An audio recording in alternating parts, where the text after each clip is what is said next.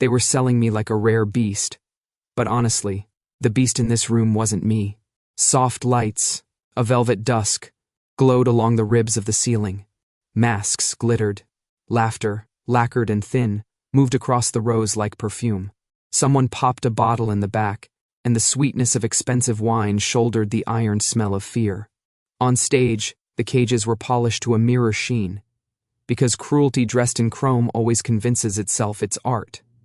My wrists were cuffed in front of me. A courtesy, I suppose. It made me look less dangerous. No one here believed an Omega could be dangerous unless he cried. I was not crying. The auctioneer loved his little show, palms fluttering like white birds as he warmed the crowd. Lot number 17, he crooned. A very fine specimen, verified lineage, exceptional compliance, rare temperament. I smiled at that.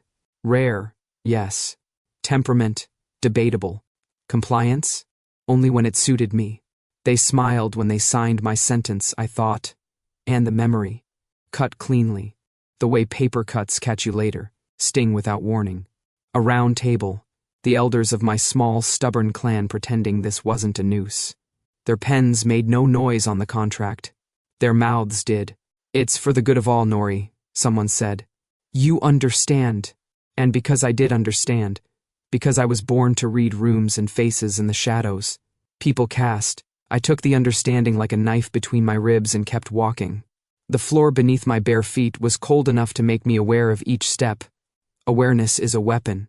You can do a lot when you know exactly where you are. A woman in a gold fox mask leaned forward, lips painted like a wound. Turn him, she called. Let's see the back. The handler obeyed, careful fingers at my shoulder, like I might break. I didn't. The crowd made approving murmurs when they saw the scar that bit across my left shoulder blade, a pale crescent. Proof of some past attempt to make me into something else. People loved the illusion of taming. Exceptional condition, the auctioneer sang. No synthetic scenting, no behavioral chips. He pronounced it like an indulgence, like the lack of chains was a luxury and not simply a careless oversight of fate. Shall we open at? I felt him before I saw him, a quiet in the room, a shift, like the pressure before a storm that decides to arrive without thunder. The crowd's attention bent toward the shadowed aisle along the right side. Someone there didn't laugh, didn't whisper. Someone there watched like he knew all the plays in advance and had grown a little bored of winning. When I looked, my gaze struck Flint. He sat one row back from the front, where the shadows held a little tighter to the rails. Steel gray suit, perfectly cut, shirt the color of smoke, no tie. His eyes didn't flare with interest the way the others did. They held, flat, assessing, like he could read my pulse by the tremor in the air. He didn't wear a mask. He didn't need one. Predators seldom do. Salem, I thought, though I didn't yet have a name. I gave him one in my head anyway, the kind of name that snaps like a trap. The auctioneer's mouth kept moving. 200. Numbers rose like heat. 300. 4. The fox-masked woman lifted her paddle with an elegant flick, already amused by her future. A heavy man in a wolf mask, 2 on the nose, signaled a bid with 2 thick fingers and a slow grin. Another buyer I recognized by posture alone, gangland aristocracy, all appetite and no discretion. The steel-suited man did not raise a paddle. He did not fidget. He watched me watch him, and in that space I let my eyes soften and my shoulders slope. I let my mouth part just enough to look tamed. It is remarkable how little you have to move to become what people want to see. 500, the auctioneer said, voice gleaming. Do I hear? A single nod from the shadows. Silence, sharpened. The fox mask paused. The wolf mask's grin died like a light switched off. The aristocrat inhaled the wrong way and coughed, small and furious. The auctioneer blinked, recalibrating his theater. 500 and, he caught himself, a premium bid. Very well. His smile crisped and turned, the way smiles do when they smell a bigger tip. Any advances? 600? The room stalled.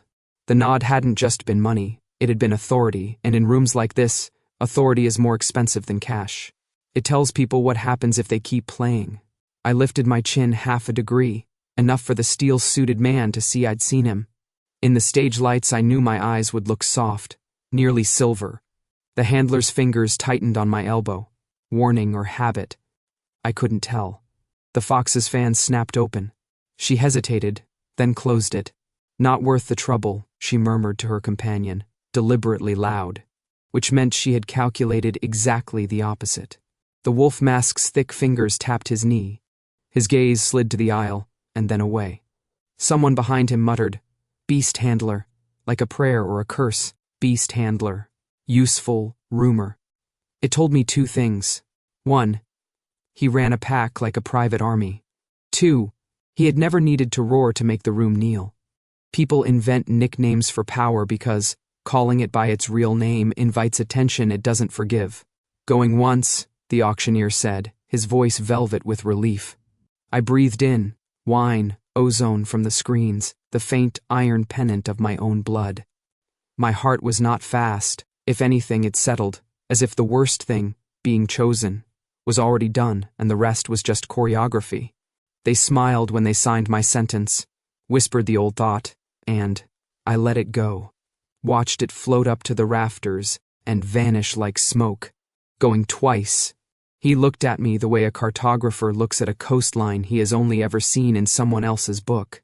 Not hungry, not kind, interested, intensely, precisely interested. My mouth remembered how to curve, a small movement, blade thin, for him alone. Sold, the auctioneer declared, and the gavel fell like a door closing softly. They didn't put a collar on me. The cuffs were insult enough. The handler shifted to guide me off the stage and I moved with him, compliant to the point of insolence. Compliance can be its own kind of... No, it suggests you have time. At the edge of the curtains, a voice spoke, low velvet sliding across flint. Leave him. It wasn't shouted. It didn't need to be. The handler's hand left my elbow as if burned. The crowd exhaled in one envious, frightened breath. People who buy people don't like to be told they're not the most dangerous thing in the room. I turned because turning was expected. He was closer now, out of the shadows, and the lights made the edges of him clean. He was taller than I'd estimated, but not by much. Proportions like a blueprint, built to hold. Built, not to bend. The steel-gray suit was immaculate and somehow unremarkable, the way a door is unremarkable until you realize it's the only exit. "Do you have a name?" he asked. It was a test, everything was. Names are leashes if you give them the wrong way. "Nori," I said. No tremor, no sugar. If you sweeten your name, people taste it on you for weeks. A beat passed. "Salem." He returned, as if he owed me even the field. The syllables sat cleanly between us. "You will walk with me. I have practiced," I said lightly, "since I was 3. The flicker at the corner of his mouth might have been amusement. It might have been a twitch of something less reasonable. We moved. The aisle parted, without touch. Eyes followed like hooks. I kept my posture loose and my gaze lowered just enough to let him think I had learned a lesson. Never too much. Never too little. You have to see the game to play it. You have to pretend not to win. The hallway beyond the auction room hummed with expensive anonymity. Paneled. Walls. Black glass. The elevator doors too polished to look at directly. Our footfalls were quiet. His were quieter. Even the air seemed to lower its voice. "Exceptional compliance," he quoted finally. The elevator arrived without a sound. He did not press the call button. He did not need to. "I'm very good at doing what I want," I said. The doors opened. Inside, our reflections stood in the smoked chrome, warping at the edges, as if the metal were trying to forget us. He did not stand too close. Predators with discipline know how to take up space without breaking the room. "You know why they sold you," he said, and it wasn't a question. The elevator began to move, the floor shivering underfoot. I watched my reflection blink. Slow. "Because I fetch a price. Because your blood fetches an army." I did not let the flinch show, but the truth pressed its thumb into my pulse. I had known, in the way you know the outlines of a storm by the way the birds vanish. I had not spoken it. Saying it makes things hungry. "And you?" I asked, letting my tone turn curious, almost polite. "What do you fetch, Salem?" "Trouble," he said. Then, after a small, exact pause, answers. The elevator sighed open into a private corridor. The cameras blinked their red pupils, then went dead. Manually disabled, not looped. Discretion, paranoia, or care, maybe all three. "In the room," he said, and the door at the end unlocked with a soft click. "You will rest. You will eat. And you will not attempt to run." "Third one is charming," I said. I passed him, felt the field of him, cool as a knife in the shade. The suite was restrained to the point of monastic. A bed, a table, a window with its view removed by smoked glass. No chains. The cuffs clicked open with a code from his phone, the metal leaving little moons on my skin. I rubbed my wrists, soft, slow, as if discovering freedom for the first time. The trick with acting is to only lie about the layer on top. Underneath it must be something you've actually felt. Once, long ago. "I don't like cages," he said. And there was a strange scrape under the smoothness, like a record with one deep scratch. "I don't like buyers," I said gently. He looked at me for a measured 3 heartbeats. "You think I don't know what you are?" "I think," I said, "you enjoy pretending you do." The twitch at his mouth again, almost a smile, almost a warning. "Sleep," he said, turning for the door. "We talk tomorrow." He paused with his hand on the frame, half turned back, gaze skimming my shoulder, my throat, my eyes the way a surgeon glances at an X-ray and thinks of solutions. "Do not mistake courtesy for weakness. That," I said, "would be rude of me." The door closed with the softest kiss of air. I stood in the quiet after he left, let my eyes adjust to the dim, let the new room find its place in my map. I walked to the window and lifted my fingertips to the glass. Cold, thick, the city beyond a smeared constellation, lights like teeth. I exhaled, slow, and let my mouth bend into something that wasn't forgiveness. He had paid far too much, but I was worth more. The car rolled through a gate that didn't so much open as recede, as if the building had decided not to be a wall for us today. Salem's compound rose out of the dark, like a thought someone had polished to a blade. Steel, glass, black stone, all straight lines and angles disciplined into silence. Cameras watched with small, patient eyes. Men in matte uniforms moved like sentences with no adjectives. I behaved. It's easy when you decide it is. I kept my hands loose at my sides, my gaze politely lowered and never stuck. I didn't ask questions. I didn't offer commentary.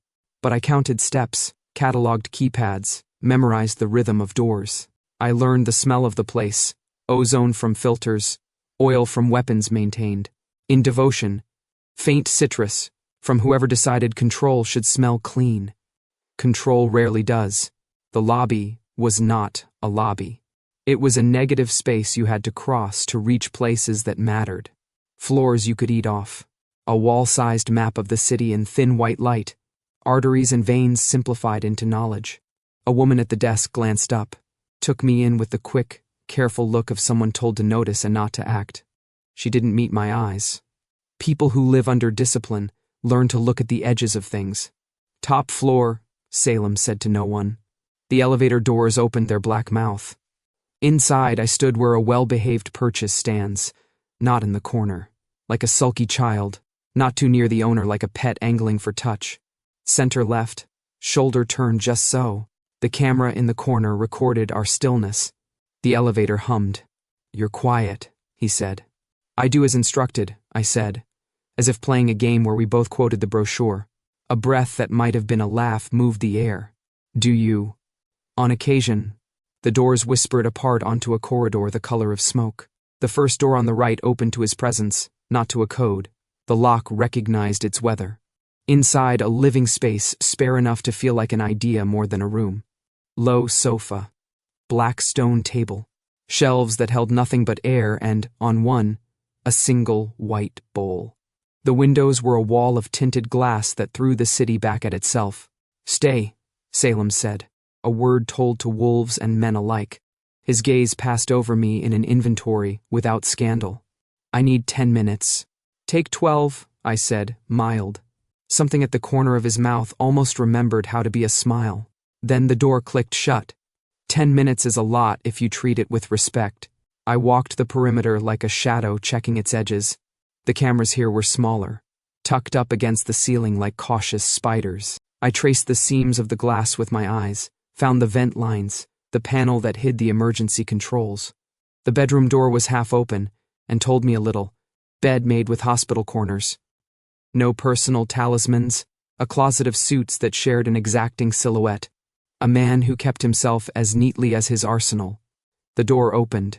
Salem returned with 3 men and a woman moving at his shoulder like points of a compass. They were pack, not decor. You could tell by the way they breathed together. The tallest, square-jawed, hair-clipped to apology, looked me up and down with a soldier's courtesy and a hyena's humor. "So that's the prize," he said, not to me. "Boss, you know he'll bite you in your sleep." Another, younger, and still too pleased with his own muscles, snorted. "If he tries, we muzzle him." The woman's gaze cut sideways at them, quiet reprimand. Some hierarchies don't require volume. Salem didn't look away from me. "If he bites anyone," he said, "you will apologize to him for the taste you offered." The room rearranged around that sentence. Not much. Chairs didn't move. But the air did. The youngest shut his mouth with a click. The square-jawed one grinned, rueful. "Fair." I lifted my chin a fraction. "I don't bite in my sleep," I said. "Only when I mean it."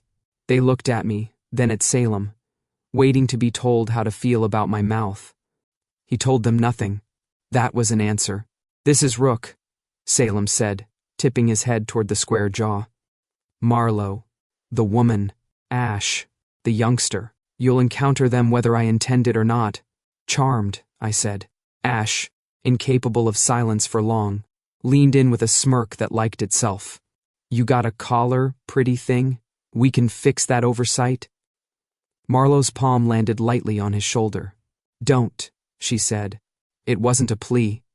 "I'm very good with oversight," I said, keeping my voice velvet. "It's so inspiring." Rook laughed.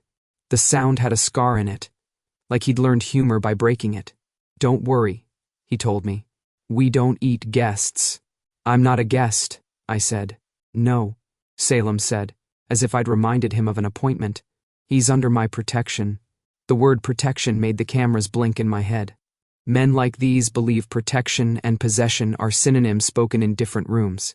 I filed it for later. "Dinner," Salem said, and the pack dissolved like a tide retreating. Only Marlowe's glance stayed on me a second longer than it needed to. Assessment, curiosity, a thin seam of pity packed tight so it wouldn't show. I looked away first, so she wouldn't think I needed it. The dining room matched the rest, long table, black stone, chairs that looked as if they'd punish posture failures. A city of lights sprawled beyond the glass. A place setting waited for me like an invitation with too many conditions. Salem sat at the head. I took the place to his right, not his left. The right is where you put someone who might reach your heart. The left is where you put someone you'll catch with your dominant hand. It's a superstition, but so are most defenses. Food arrived, measured portions on white plates so clean they looked theoretical. I ate. He mostly didn't. He watched as if the act of cutting steak were a language he wanted to pick up by immersion. "You're not hungry," I observed, carving a bite into exactly the size a civilized person takes. "I ate earlier," he said. "People always say that when the appetite they have isn't for food." He set down his knife with precision. "Do you fear me, Nori?" The line came as planned and still hit where it should.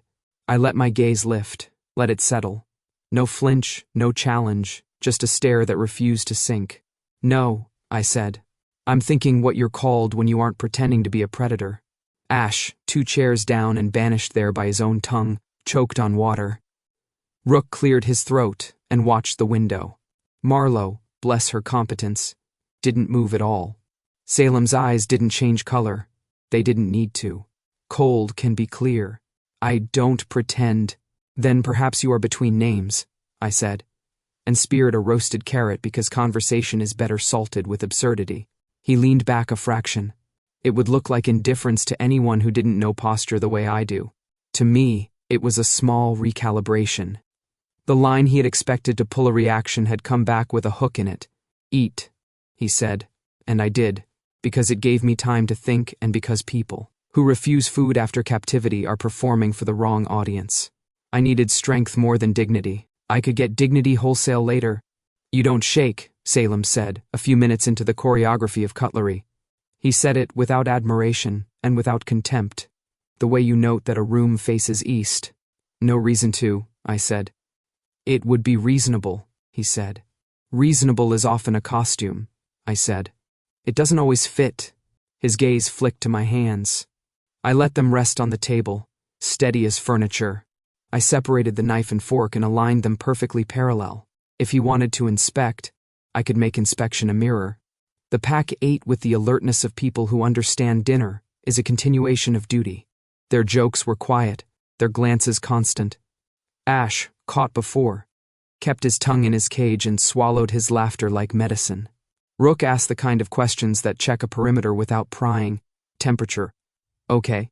Do you prefer tea?" Marlowe logged my answers somewhere behind her stillness. Through it all, Salem watched like a mathematician checking a proof, not for mistakes but for the place where the equation reveals itself. He didn't like that I didn't tremble.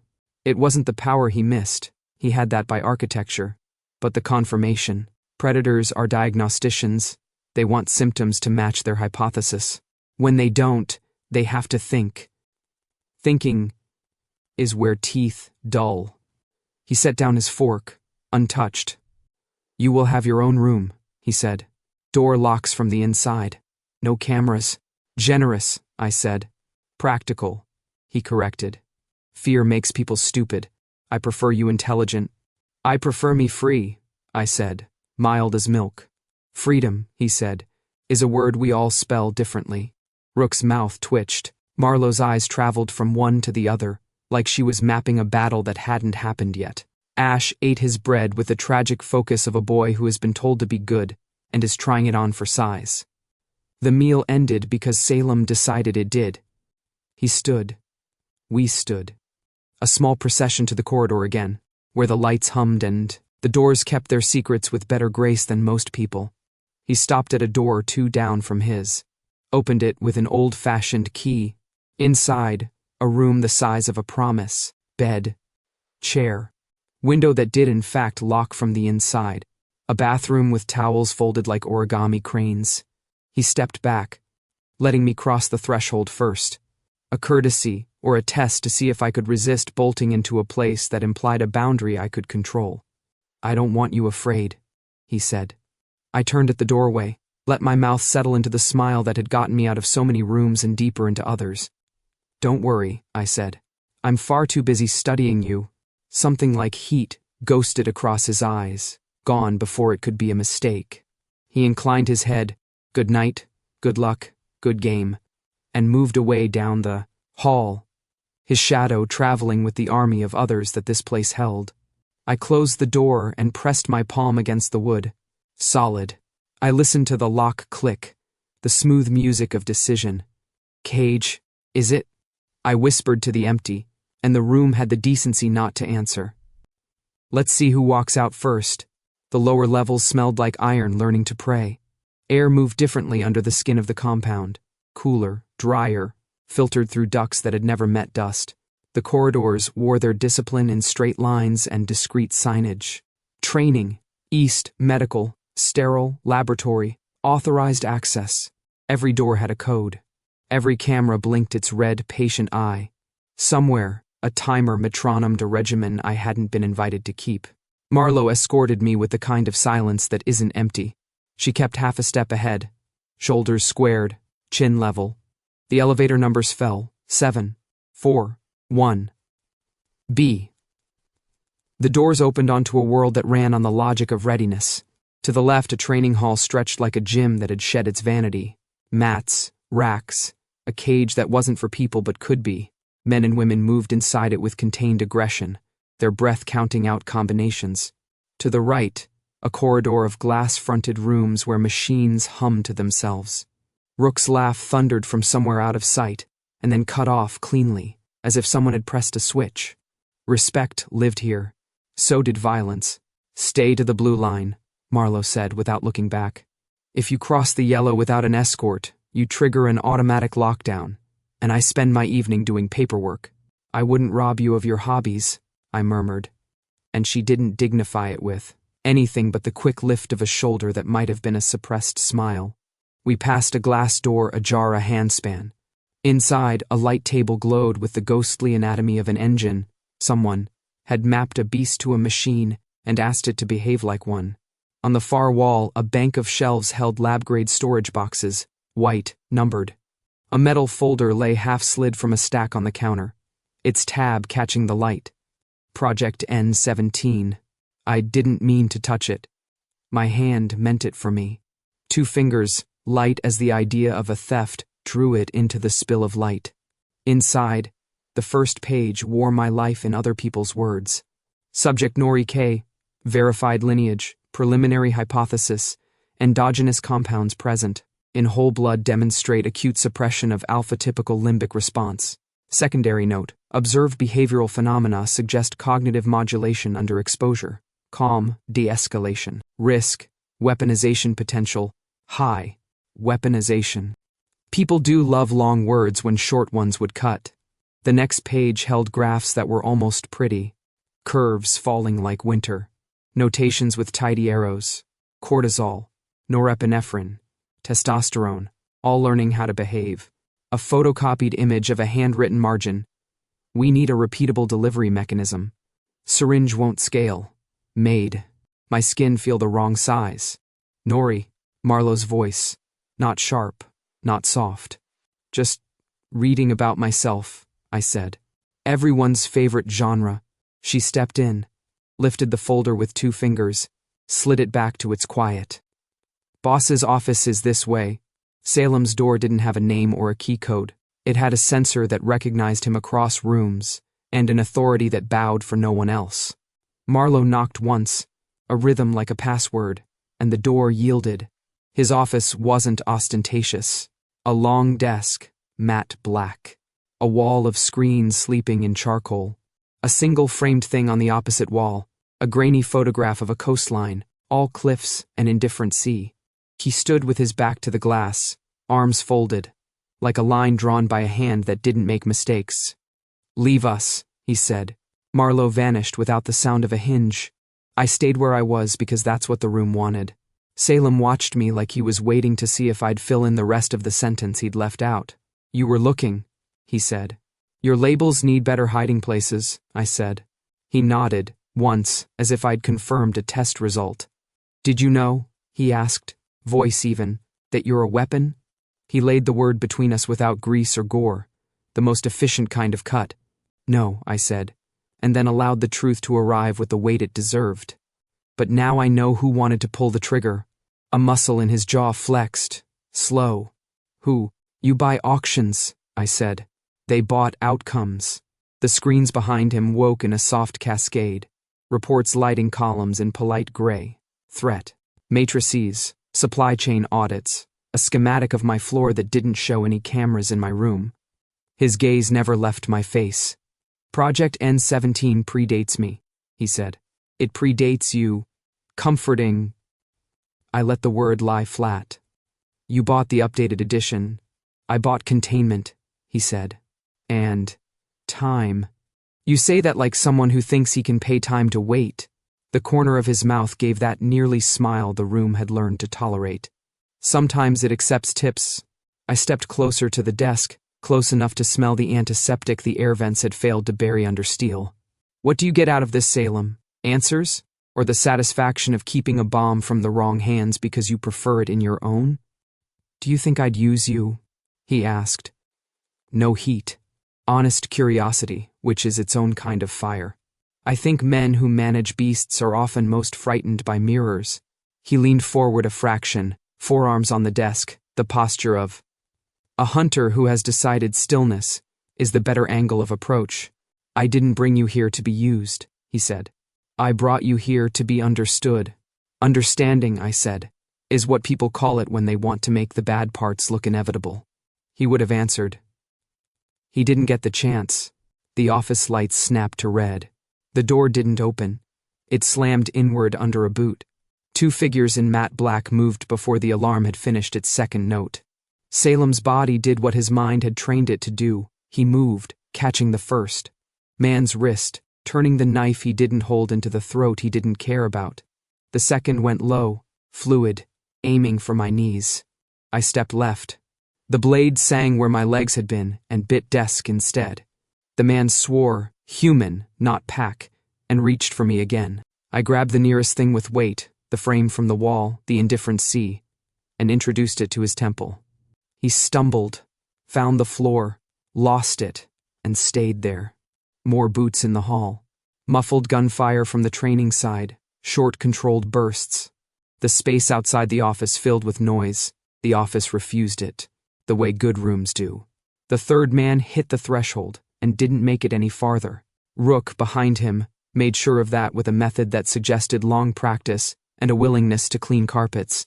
Nori, Marlowe's voice from the corridor, clipped. Down. I went down. The air above me cracked as if something invisible had snapped its fingers. Shattered glass glittered like a new constellation. The desk shed a corner with a hurt sound. Salem moved to cover me without thinking. I didn't argue. My body knew how to fold itself into the shelter of a larger one. It had learned in childhood. Storms, fights, the occasional collapsing ceiling. His hand went to draw the gun at his back, his other arm braced against the floor. He was breathing the way men breathe when they forget there's any other way to live than to survive. Someone at the doorway remembered their job and fired. The first bullet chose the wrong trajectory and put a hole in the coastline. The second had better aim.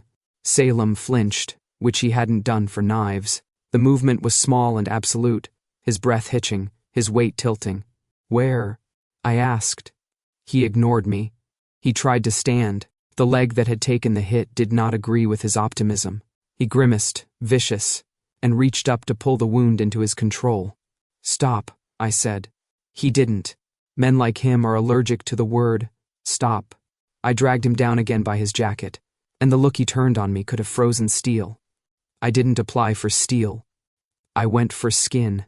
I tore his pant leg where the blood darkened it and saw the tidy carnage, a groove above the knee, hot and wet and stubborn.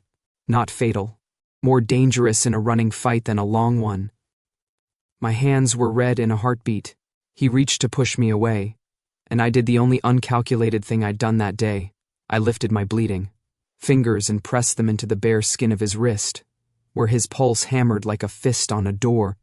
Don't, he began. It happened like a light being switched off in a room where you didn't know the lamp existed. His body stilled in a way that wasn't shock, wasn't fear. It was absence, the sudden, profound quieting of a machinery he had trusted his entire adult life. I felt it under my palm, an animal stepping back from the edge of the woods and sitting down. His lungs remembered how to take ordinary breaths. The lines at the corners of his mouth let go, just enough to loosen the mask they weren't. The eyes, those precise measuring eyes, lost their glassy edge and warmed by a degree you would miss if you didn't live in the cold. He looked at me like he was seeing me without a grid. What did you do? He asked, voice low, astonished without permission. Nothing, I said. I just allowed myself to be human for once. The room kept insisting on drama, shouts, the thud of boots, the hiss of suppressive foam from the sprinklers, choosing a different emergency than the one we had, but for a long, thin second we had our own weather. He held my gaze as if that alone could keep the world from ending. I didn't look away. Boss! Rook at the door, blood on his cheek, not entirely his. We're clear. 4 down, 2 grabbed. Marlowe slid into the office behind him, gun low, eyes high. She took in the scene with a glance and didn't say what she was thinking because she didn't need to. Ash is sealing the east corridor, she reported. ID tags show a rental team, not locals. They were headed for Nori. Salem's mouth tightened, as if the old machinery denied, had asked permission to come back online and been refused. He didn't reach for it. He reached for practicalities. Medical, he said to Marlowe. Now, Rook, quarantine the bodies. I want their comms and their teeth. Their teeth? Rook blinked, then grinned. On it. Marlowe's gaze settled on my hands. You're bleeding. Occupational hazard, I said. Her eyes shifted to Salem's wrist, to the smear of my red drying there like a signature. I watched her understand something she would never say out loud on this floor. She nodded once, a soldier's bow to an inconvenient truth. Medics came with kits that snapped open like origami and calm that came in syringes. They cleaned, packed, wrapped. Salem didn't flinch. He also didn't perform bravery. He sat and let people do the work they were trained to do as if that too were part of command. The alarms dimmed from urgent to administrative. The screens returned to their lamp-like gray. The office righted itself by degrees, like a man smoothing his hair after the winds had its say. When the room emptied, Rook trailing jokes like bandages, Marlowe a hush of competence. Salem and I were left with the antiseptic and the sea with a bullet in it. He flexed his hand, testing the wrist under its new history. For a breath, his expression was unguarded, the barest draft through a door that had always been shut. Relief wasn't the right word. Relief belongs to people who expected pain and didn't get it. This was something stranger, an absence of pressure so profound it made space where there hadn't been any. It didn't. He stopped. Started again, choosing words like a surgeon chooses tools. The rage didn't come. No, I said. It didn't. Because of you. Because of me, I agreed, and then because we'd both earned it, or because of something older than either of us that refuses to be used the way they want. He absorbed that, an ink drop spreading through water. Side effects? Possibly better judgment, I said. You'll hate it. A breath that was almost a laugh. Unlikely. We didn't move for a while. The office had the good manners to keep its peace. Somewhere far down the corridor, Ash was swearing at a door in a way. That promised to become a legend in the small, fond way of Pax. I sat on the edge of the desk with my ankles crossed. Salem sat in his chair like a man who had discovered he could be held by it. We were quiet together, not the brittle quiet of strategy, not the hunted quiet of men hiding from gunfire.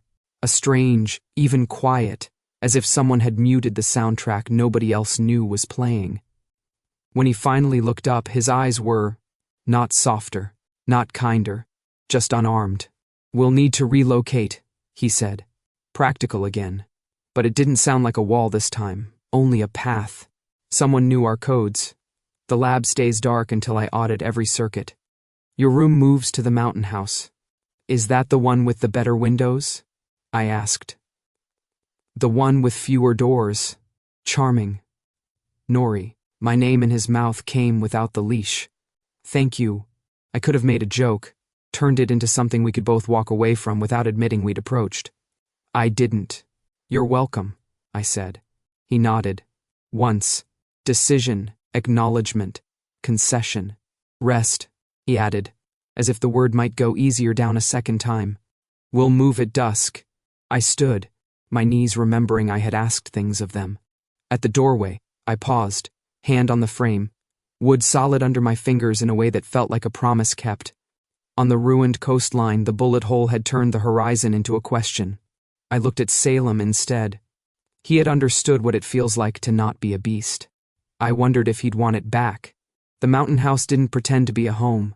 It sat in the pines like a thought that had gone quiet. Glass, dark wood, a slate roof shouldering the weather without complaint. Inside, the furniture had been chosen by an ascetic with money, clean lines, low silhouettes, a fireplace that contained its own hunger, and called it discipline.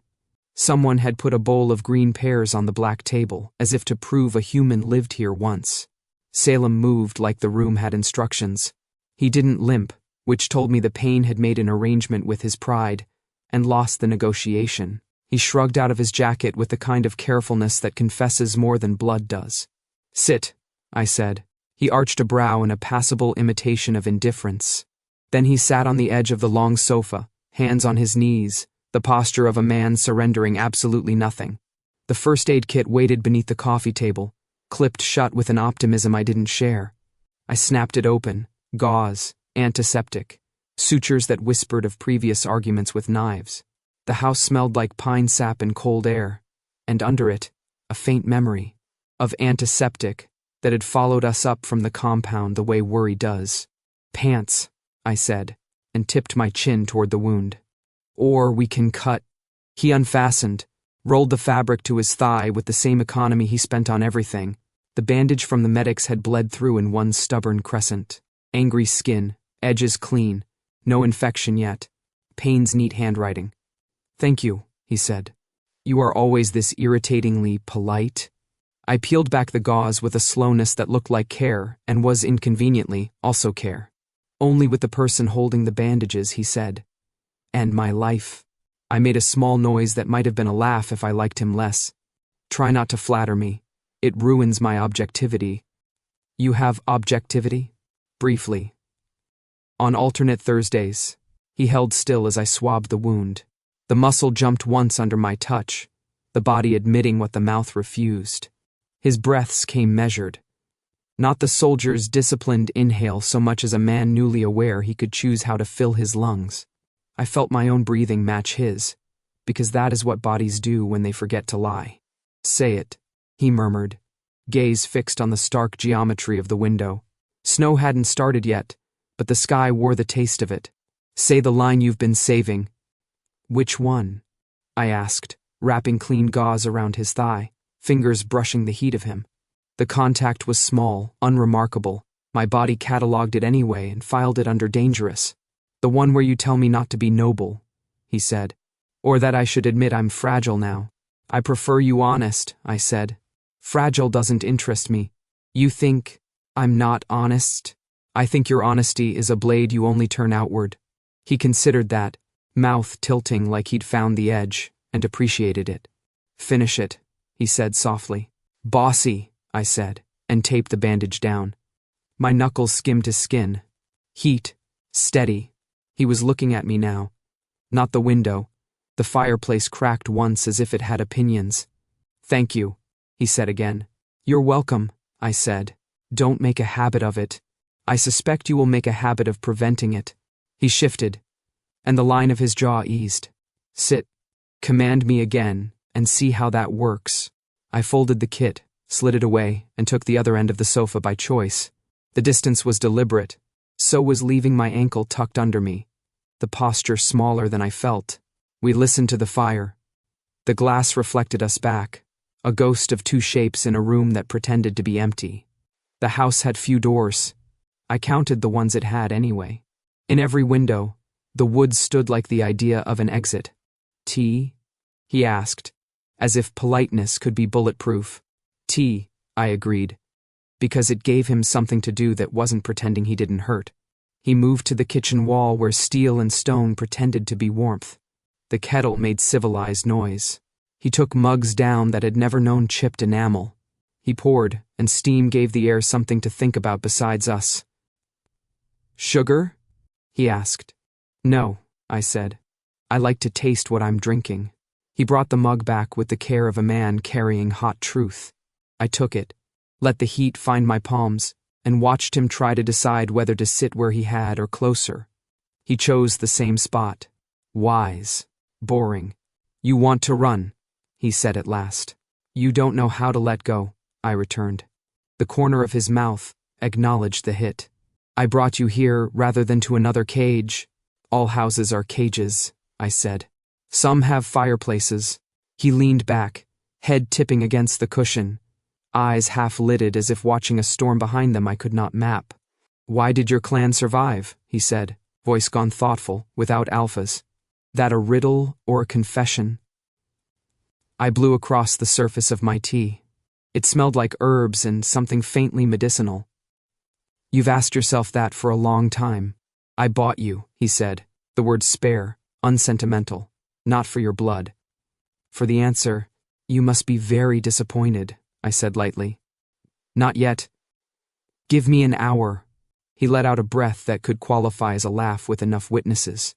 "Your clan," he continued, unhelped, "should have collapsed under pressure. It didn't. Maybe we learned to fight differently. Maybe you learned not to fight where anyone could see." I watched the fire nibble methodically at a log. "We learned to refuse the premise," I said softly. He turned his head. "Explain." "Alphas ask the wrong question," I said. "Who leads? Who follows? Whose teeth decide what happens next? We learned to ask what the room requires, not who. We taught children to hold each other's fear until it thinned. We taught our elders to stop being gods. I sipped. We learned to be bored by domination. He didn't move for a long beat. Boredom, he said finally. As a weapon. As a cure, I said. Weapons are for people still trying to win. His gaze went to the bandage, and then to my hands. Do you think I'm trying to win? I think you are trying not to lose the only way you've ever known. By holding harder. He set his cup down, precise. The fire found a pocket of sap and hissed like applause. Do you want me to let you go, Nori? The way he asked it made it almost real. A door opening, not as a trick, but as a muscle learning a new movement. For a second, the room lightened, the ceiling went higher. For a second, I wanted to say yes and mean it. Would you? I asked, and it wasn't a taunt. His jaw worked once. I don't know. We let that sit with us. Not a stone, not a feather. Something else. The tea cooled enough to be forgotten. The mountain held its breath. Salem, I said. Because if I didn't say his name, it would keep saying mine. Inside my head, until I mistook it for a command. Do you regret buying me? He looked at the window where our ghosts sat. Not yet, he said. But you'll ruin it. My mouth did the dangerous thing. Curved. Count on me. We reached for our cups at the same time. Our fingers brushed. A small, unremarkable contact that rearranged the gravity in the room. His skin was warm. The pulse in his wrist beat steady, untroubled. My blood had made a silence inside him, and in that silence his attention found its shape. He looked at me like a man discovering a room in his house he hadn't known was there. Your blood, he said, as if practicing a word he no longer hated. It calmed what shouldn't be calm. Temporary, I said. Don't build a philosophy on it. He angled his head. What should I build? A chair, I said, to sit in when you're tempted to pace. He considered that, eyes warm in a way that made me consider disliking warmth. You think I pace? I think you wear a groove in floors no one else can see. He sat back as if obeying. The ease around his mouth surprised us both. The fire found a rhythm and kept it. Night eased down the glass, replacing the pines with our dark reflections. I stood because sitting any longer felt like choosing something I couldn't afford. My feet knew the way to the window before I instructed them. The pane was cool against my palm. The view was the kind that sells silence, the valley a hush of darker shadow, the sky a lid waiting to drop snow into it. Behind me, Salem didn't fill the quiet with anything useful. He let it be. That might have been the kindest thing he'd done all day. You can sleep, he said, after a while. I'll take the sofa.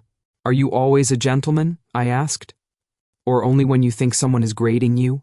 Both, he said. I like to pass. I laughed under my breath, the sound fogging the glass briefly. The mountain gave nothing back.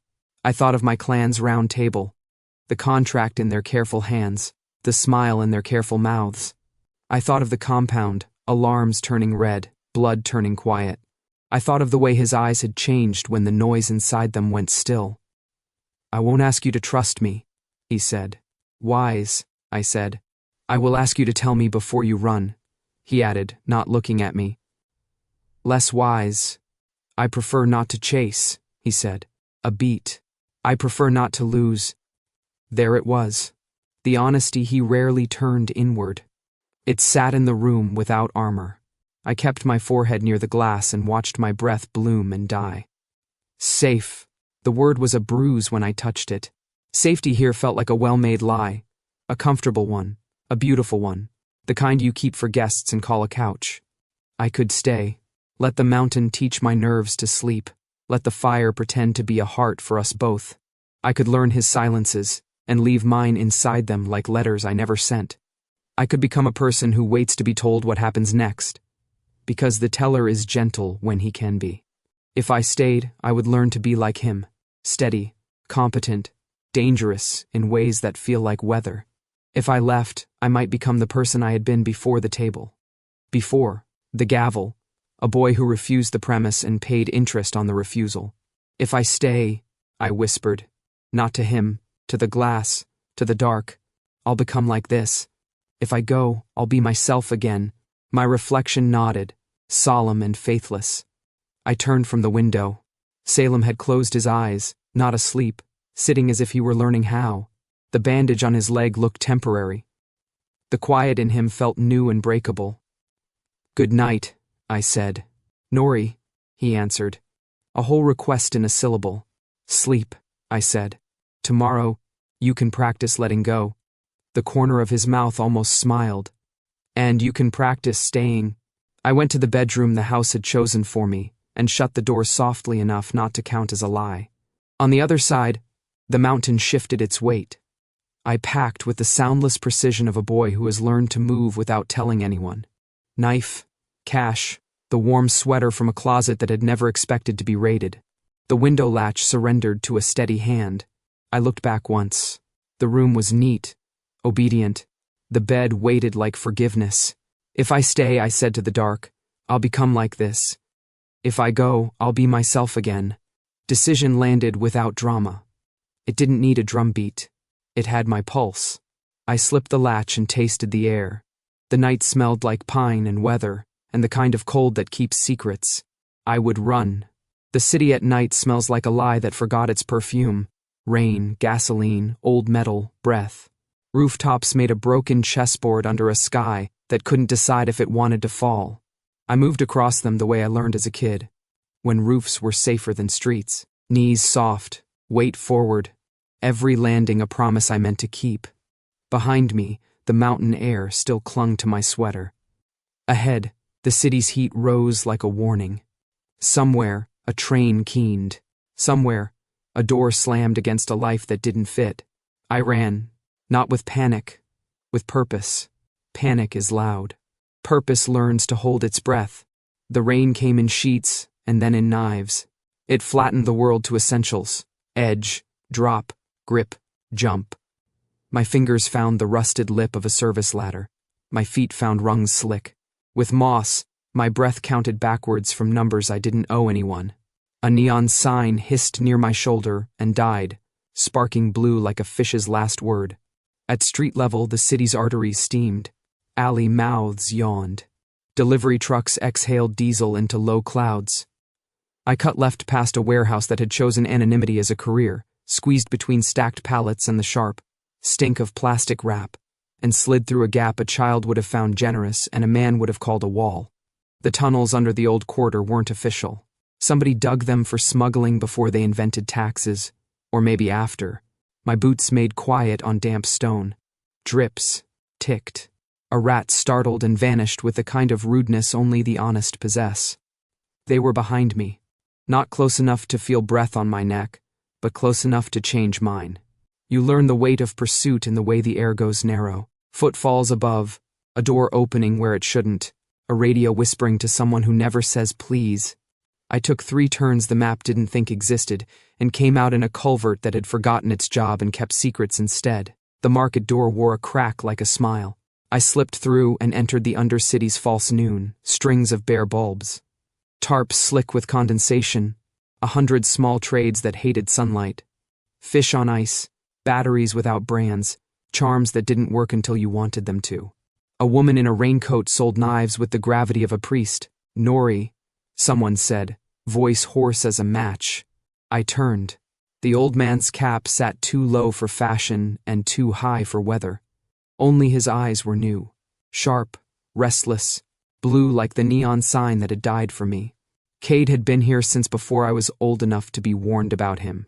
You look like regret in a sweater, he said. You smell like old information, I said. We did not hug. We didn't have the kind of friendship that sues for sentiment. He limped me into his corner between a stack of counterfeit headphones and a crate of bolts that definitely belonged to some bridge. The bulbs there buzzed with a tired insistence.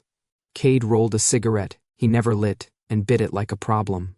Didn't think I'd see you again, he said. Figured the mountain ate you. It spit me out. He squinted at my face, decided not to ask the most interesting question, and went for the profitable one. Price on your head is weird money. Weird how? The kind that doesn't ask for proof of life, he said. Just a pint and a picture. He meant blood. I felt my mouth simplify. Who? Everybody. he said, and the word dragged its shadows in with it. You don't leak like other leaks, kid. You flood. For that gift, the cigarette bobbed toward my veins. They'll send whole rooms. Rooms? Armies, if they could fit them in an elevator. He spat the word army like a bone. You're not a product, you're a strategy. Men who think in supply chains just found a bottleneck they want to own. The aisle behind him shifted, a small change in a crowd that pretended to be still. Cade's eyes cut past my shoulder. His voice didn't move. Friends followed you. Not friends. He shrugged, a blade against cloth. Same difference when they're good at it. I put cash in his palm because we were men of tradition. He closed his fingers around it like prayer, then opened them and handed me something smaller and meaner. Then a knife. A shiv made from a screwdriver, wrapped in tape as if affection could make it legal. Take the back, he said. Up the stair, right-hand wall has a panel. Press the rusty nail, not the clean one. It opens into a duct that thinks it's a myth. Don't cough, it echoes. If you make it to the roof, don't look like you did on the way up. Cade, I said. He already knew the thanks and ignored it. They want your blood, he said instead, eyes tired. The first one to ask nicely will be the worst. Boots in the aisle. A man in a hood pretended to admire batteries, and admired the layout of my escape instead. 2 more ghosts practiced being customers. Cade's mouth didn't move. Go. I went. The back stair had ideas about breaking ankles. I wheeled up it, the screwdriver who wished flattening against my wrist. Bone. The market's noise shrinking to a hum, and then to a memory. The panel did as told. The duck took my shoulders like a mother who didn't believe in explanations. I crawled. Metal sang against my belt. The air tasted like nickels. Below, the hunters split. Someone spoke into a mic the size of a tooth B-level corridor. East stair. He's moving. Not yet, I thought. And then, louder, not yours. The duct opened onto a service roof. The rain had started telling a better story, the kind that soaks not because it has to, but because it believes. The skyline shouldered lightning without flinching. I ran. Foot to tar to foot, across rooftops that didn't promise and therefore didn't have to keep anything. They were behind me again. Closer. The kind of close that sends breath sideways and makes your blood write notes to your future. A boot scraped on the lip I'd just used. A hand slapped tar.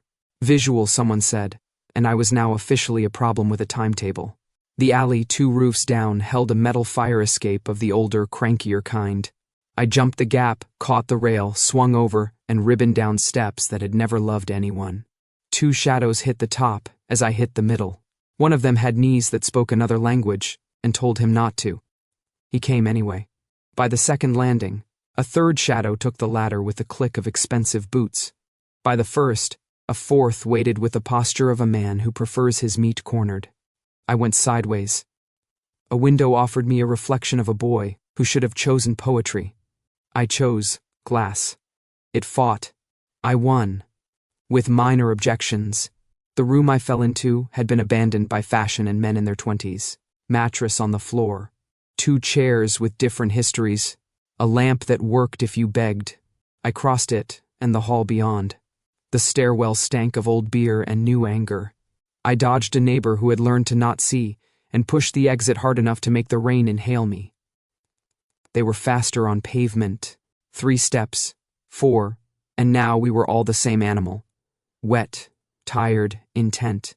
A car door opened and slammed. A van's engine revved. A rifle remembered how to be awful. I fell into a roll as the first silenced shot whispered past my ear and told the wall behind me a secret. I cut into a lane that knew no one, vaulted a chain that had never stopped anyone determined, and skidded into a warehouse yard where crates slumped under tarps like embarrassed whales. A forklift considered helping, and didn't. Men boiled out of the van like a bad idea perfected. Then he was there. He did not arrive with sirens or sainthood. He arrived on foot, soaked to the bones of his reputation, his suit a darker, sadder, gray, rain glittering on his lashes, because the night wanted to make a point. His right hand was wrapped in something blackened and ruined. Burned. He didn't raise the left to aim. He didn't raise his voice.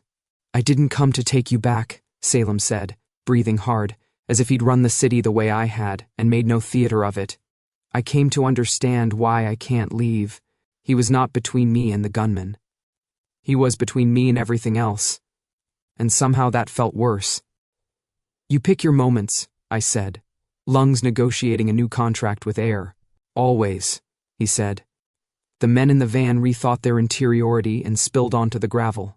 Their rifles were proper and their faces were rented. A leader who had the good sense to keep his hands covered tipped his chin at me. N17, he said, like a man ordering dessert. You want the truth? I asked the knight. The rifles.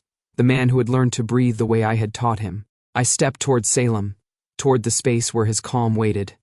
I'm tired of being a thing. Then don't be, Salem said. His burned hand flexed once, a grimace flickering across his mouth. But don't disappear, the leader cut in, offended by metaphors. Enough, he said, and lifted 2 fingers. Bad timing. Lightning chose then to argue with a transformer on the street. The alley went white, then black, then honest. The fight began the way they always do, with idiots shooting at rain and men who deserved better than their pay grade. Salem moved like gravity had chosen sides. He stepped, not in front of me, not away from me, but beside me, and the two of us became one shape the bullets couldn't love. He didn't draw. He used the world.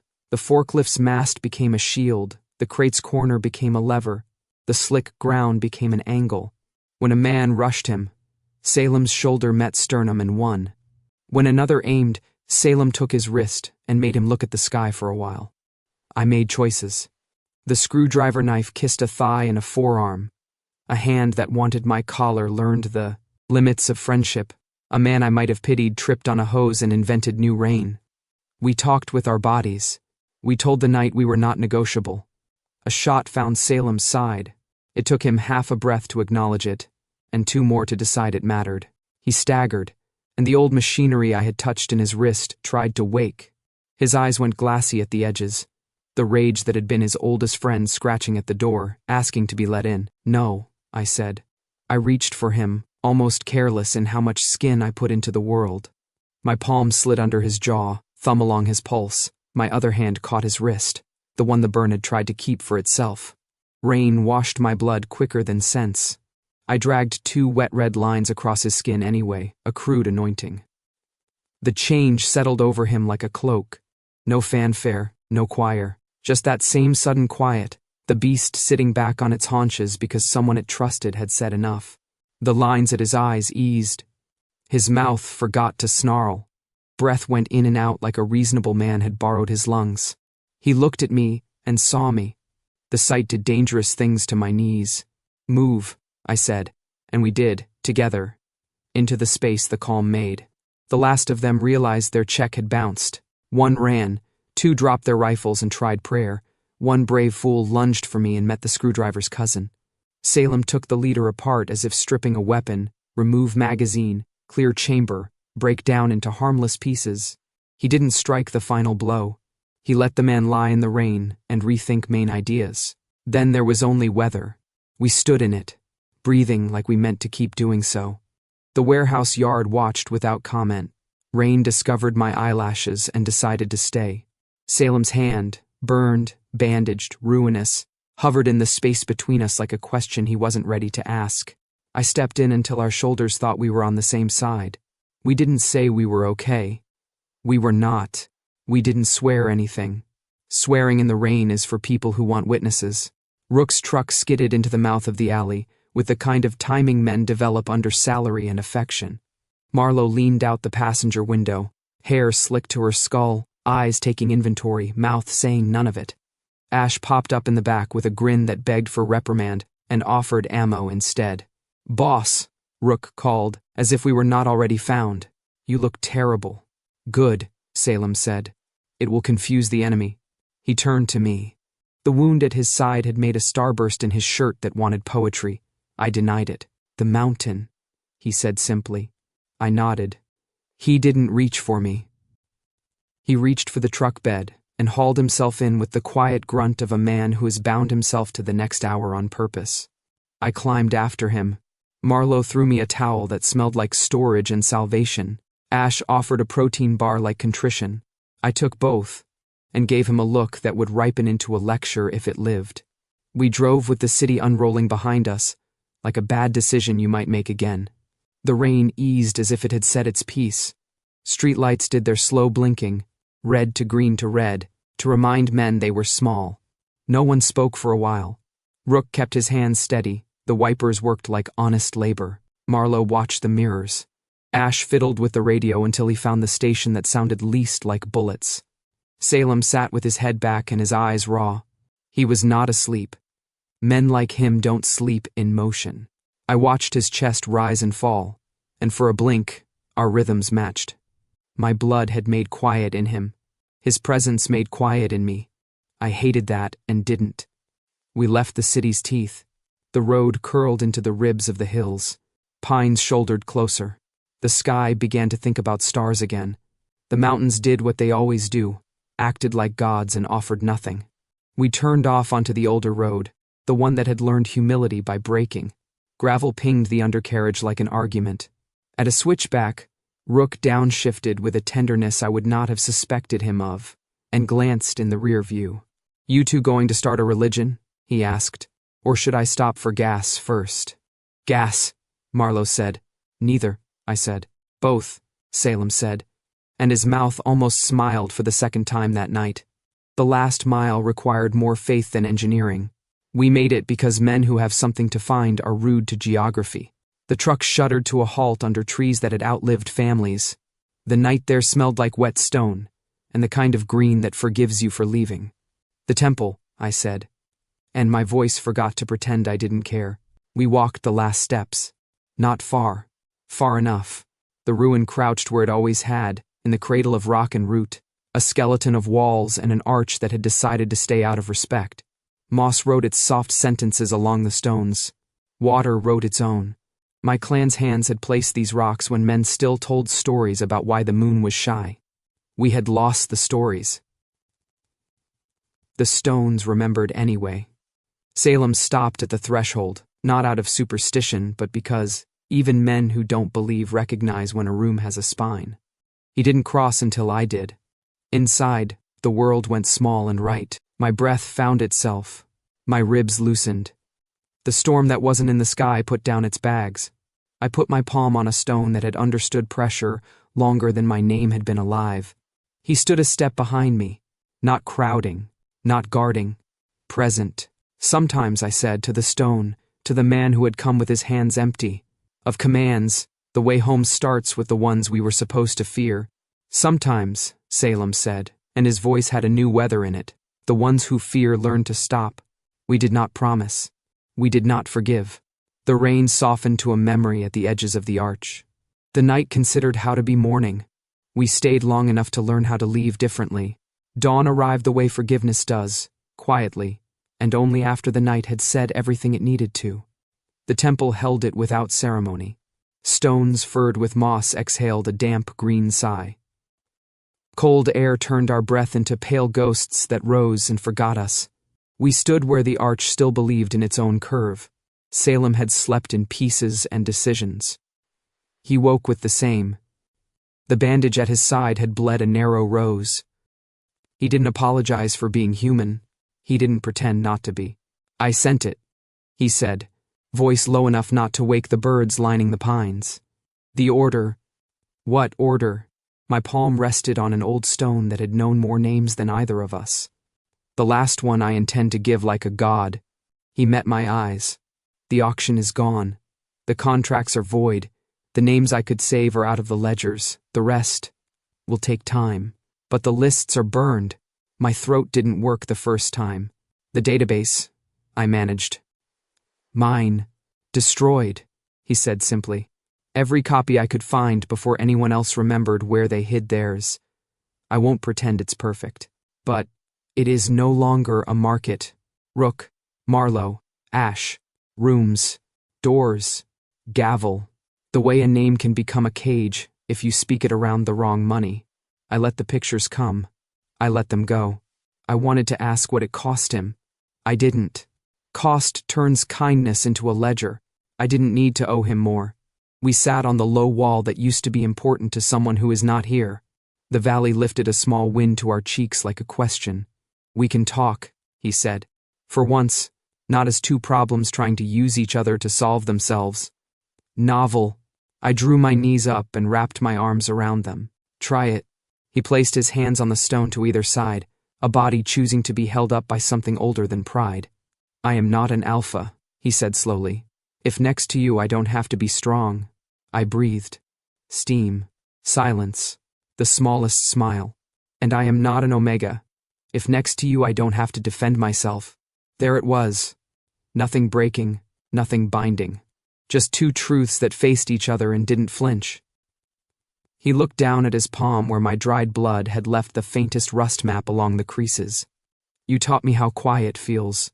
You taught me it can be kept, I said. We let the morning pour through the arch.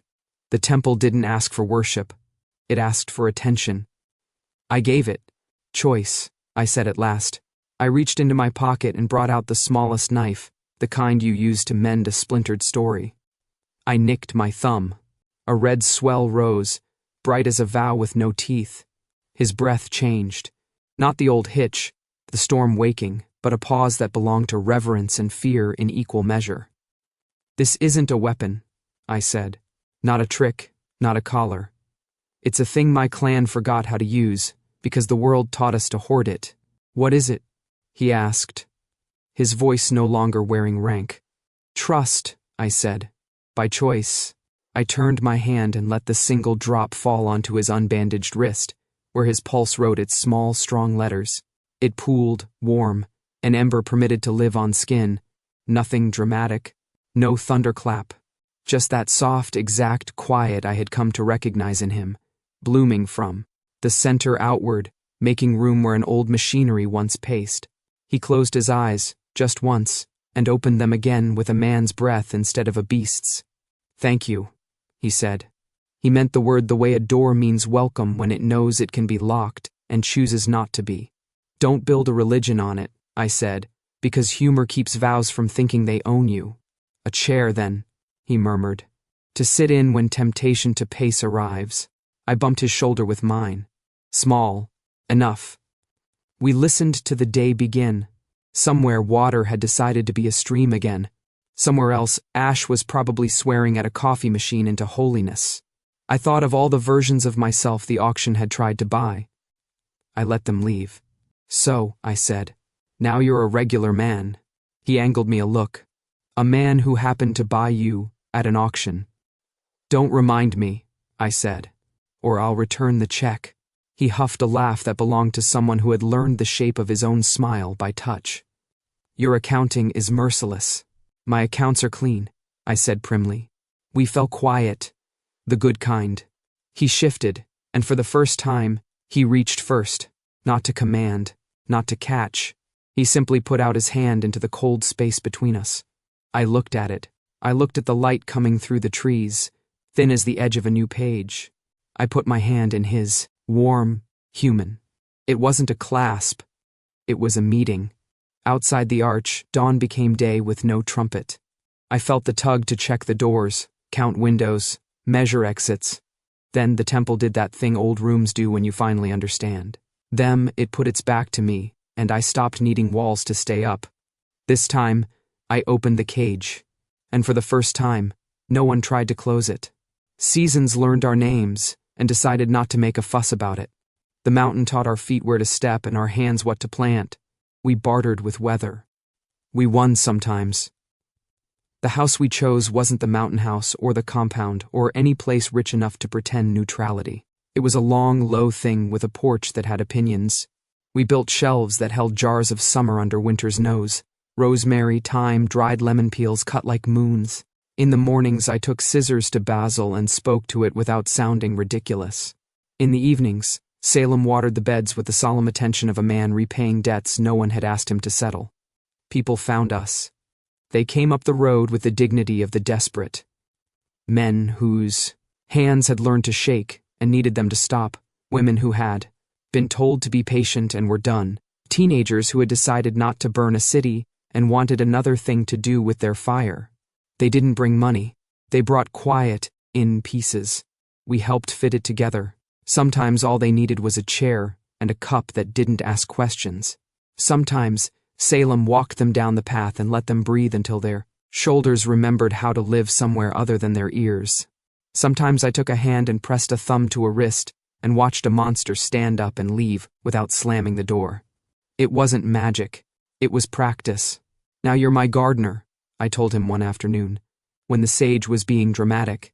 "The beast finally learned to grow instead of hunt," he said, deadpan and tucked, a stray leaf behind my ear with a care that made the day consider blushing. Rook came on holidays with bad wine and better stories. Marlowe sent letters that smelled faintly of gun oil and lavender. Ash arrived once with a puppy and a warning that it would keep everything alive or else. We considered the or else and kept the dog. At night, when the valley went dark enough to remember its own edges, we sat on the porch and let the crickets keep score. His hand found mine, as if it had learned the path. No vows, no ledgers, just breath in, breath out, like men who had chosen it. We grew herbs. We gave them away. We kept the smallest piece for ourselves.